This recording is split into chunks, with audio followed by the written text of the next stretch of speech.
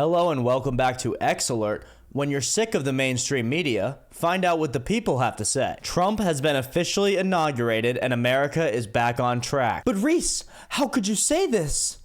Orange Man is evil dictator. MSNBC promised me this. Well, whatever MSNBC promised you is probably a lie. But even if it isn't, I'd rather have the dictator that you can hold accountable than the ring wraiths who you don't even know who they are. Listen to Speaker of the House Mike Johnson describe what it was like to work with President Biden.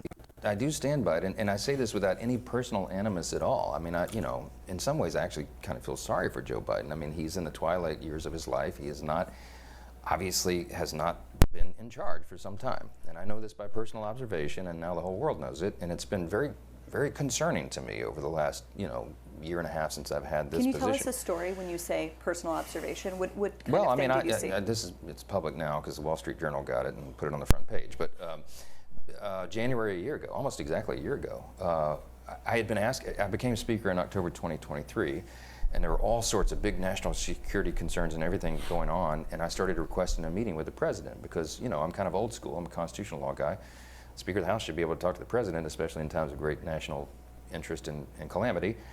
But they wouldn't let me meet with him, and his staff kept giving me excuses. This went on for like 8 or 9 weeks. I'm sorry, Mr. Speaker, he doesn't have time. What are you talking about? I'm second in line of the presidency. He has time. I need to talk to him. We had, I can't say the classified parts, but we had some big national concerns at the time that I was losing sleep over. Finally, I just went to the Hill press corps and I said, the president is not being allowed to meet with the speaker. There's a problem. So they started putting pressure on him.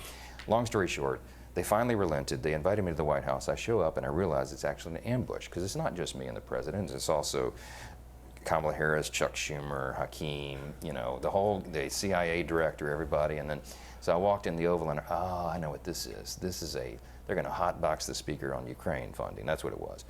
This is probably third week of January. We sit down, we're in the midst of it, and the whole conversation, and I'm going, we don't need to have this conversation. The president reaches over just like this. We're sitting right next to the fireplace in the Oval, and he grabs my arm and he says, the speaker and I just need a couple minutes together. Would y'all just leave us alone? And I looked up on the faces of some of the staff standing around the wall, and they're like, oh, no, he did it. So he called it. He's the commander-in-chief. So everybody leaves, and he and I are standing awkwardly in the middle of the Oval Office right over the rug by that coffee table.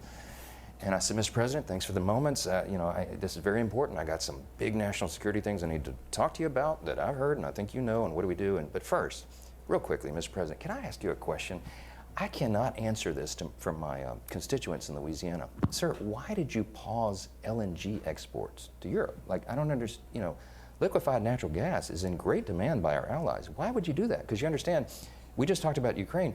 You understand you're fueling Vladimir Putin's war machine because they got to get their gas from him, And he looks at me stunned with this, and he said, I didn't do that. And I said, Mr. President, yes, you did. It was an executive order 3 weeks ago. And he goes, no, I didn't do that. And he's arguing with me. I said, Mr. President, respectfully, could I go out here and ask your secretary to print it out? We'll read it together. You definitely did that. And he goes, oh, you talk about natural gas.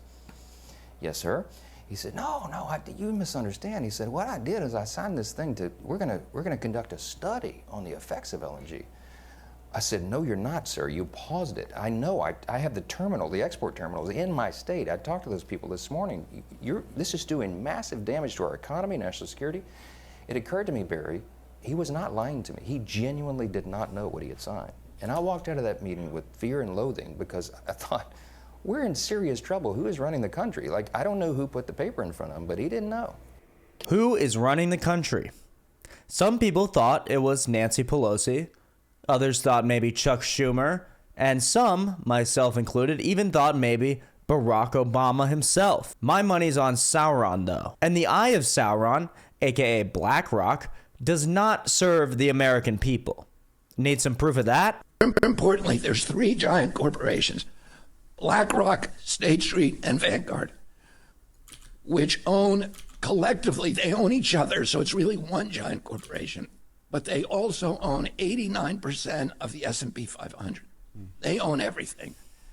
They've now decided to buy every single family home in America. So if they stay on the current trajectory, they will own 60% of the homes in this country, single family homes, by 2030. They literally are trying to buy everything. And the head of it, Larry Fink, the CEO of BlackRock, is on the board of the World Economic Forum, and what they, they've said, we want this great reset, which is you will own nothing and you will be happy. Well, they're on their way to making sure that we don't own anything.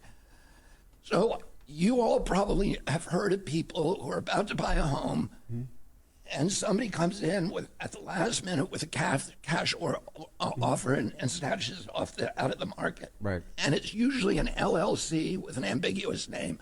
But if you trace that up, you'll find it's owned by BlackRock. But praise be, Mr. Frodo made it to the mountain and he cast that horrible ring down into the depths. Not that Gollum hasn't made his attempts to take it back, but you might be wondering, is this a little dramatic, the Lord of the Rings stuff? I mean, was the last administration that evil? Was it really that evil? I'll leave that for you to decide. Mayorkas let in about 12,000 murderers. How many would you target to let into this country? My goal every day would be have no murderers allowed into this country in our communities. Mayorkas allowed 16,000 rapists. How many would you target to let in? Every day I'd work to make sure that there was none let into this country. He let 600,000, Mayorkas, 600,000 people with criminal convictions. How many would you allow in? We would work every day to make sure people are safe and that those with criminal convictions are immediately removed.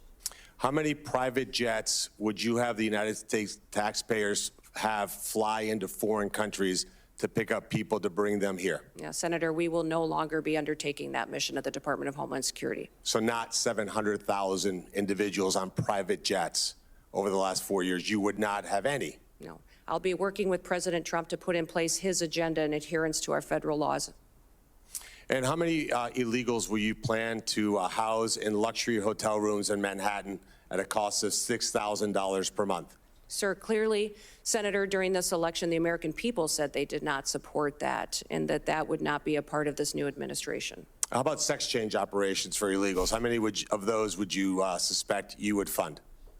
Senator, I believe that the Department of Homeland Security will be reevaluating its mission in this country to not allow that going forward under President Trump's goals. Obviously, the new administration is going to be a change for the better, but it's not all roses from here. There's still a lot of work to do before we can start celebrating the return of American values to this country. But this mandate by the people to elect Donald Trump is a great first step in the direction of taking the country back from the dangerous ideologues, the ring wraiths, who have been controlling it from the shadows. All right, now we're going to do something we do every week. It's called Clown Corner, where we take one of the millions of clowns on X and present them here for your pleasure. Enjoy. Again? Why is there a fire happening right now? There are multiple fires that are taking place. Are you serious? Yeah. Yeah. You're the news though. You're supposed to know. Well, I don't know how it started. We don't know how it started. There, I think winds. it's all the gay people in LA. Okay, there we go. Okay. Again? Why is there a fire happening right now? All right, thank you for watching. I hope you enjoyed. Like and subscribe if you did, and join us next time. See ya.